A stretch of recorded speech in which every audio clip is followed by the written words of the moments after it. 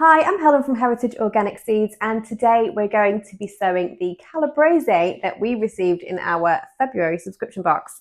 So the variety is Ramoso, which is an old Italian heirloom, and this variety is a fast growing one, so it's perfect for growing here in the UK.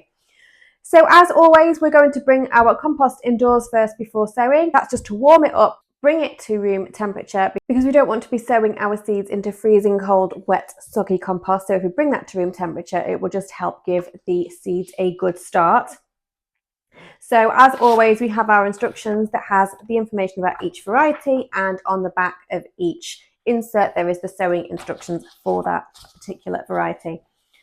So this one says we can sow our seeds into small trays or modules. We're going to use these trays, but if you want to use modules, that's fine. If you're sowing into modules, then sow a couple of seeds per cell and then thin out when the seeds germinate. So all that means is if you pop 2 seeds in each cell, once the seeds start to germinate, you will quickly see which is the strongest seedling. So then you'll just remove the weakest one. And if you're sowing in trays, we're going to scatter thinly on the surface of the soil. So let's get sowing.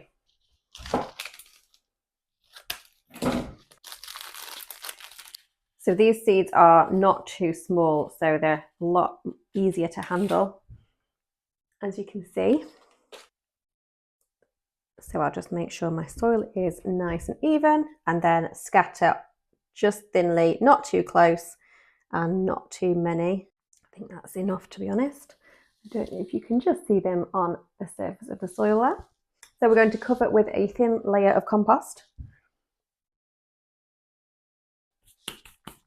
The principle of sowing seeds is pretty much the same this month for all varieties. We're just going to cover each seed with a light layer of compost, and then we're going to gently water with a fine spray.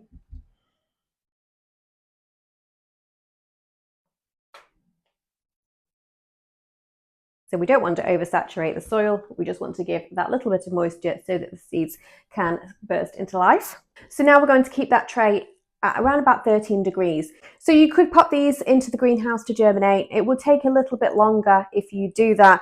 To be honest with you, it's still very cold outside. So if you are thinking of germinating these in the greenhouse, just keep an eye on the temperatures, because if we forecast any frosts, then you might want to wait a bit longer.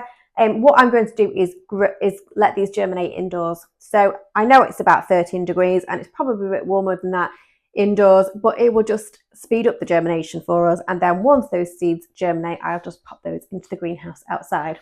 When the seedlings are large enough to handle and have developed a set of true leaves, then carefully prick them out and transplant individually into small pots or large modules. So the leaves that come up first are going to be our seed leaves, and then it's the second set of leaves that we see, which will be the true leaves, and they won't look anything like the seed leaves, so you'll know when they come up. So ignore the first set that you see, and they'll be a kind of a sort of heart shape, if you like. And then the second set of leaves, once we see those and the seedlings are strong enough for us to prick out, we'll gently transplant those into small pots. These 9cm pots are perfect. So if you have something similar, then transplant into something around about that size, and then they can grow on there, develop their root system until they're ready for us to plant out. So our seedlings are going to be ready for planting out from around about late April. We'll plant them out about 45 centimeters apart and deep enough so that that first set of leaves are just around about soil level, and these will need to be firmed in well just to give them more support as they grow.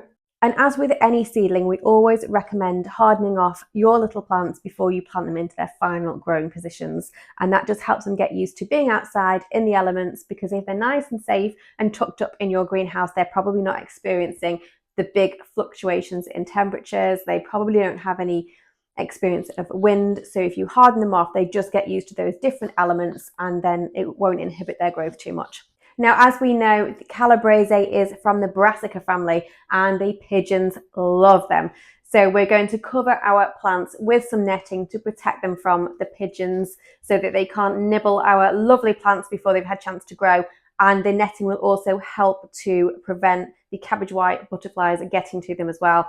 And the cabbage white butterflies will lay their little eggs, and then that's when we see those little caterpillars nibbling away at the leaves all summer. So the netting will just help reduce the risk of them attacking. And then the Calabrese, we will need to stake these plants as they get taller so that they have extra support, because they're going to be quite heavy plants. We're going to harvest the Calabrese from July before the florets open. And once the main head has been cut, the plant will continue to produce small side shoots for you to enjoy. So once you chop the main head, don't lift the plant, just wait and enjoy those little side shoots as they appear. I hope you enjoyed this video. If there is any questions that you have at all, please feel free to reach out and I will be more than happy to help you. I hope you enjoy sowing and growing your Calabrese, and happy sowing!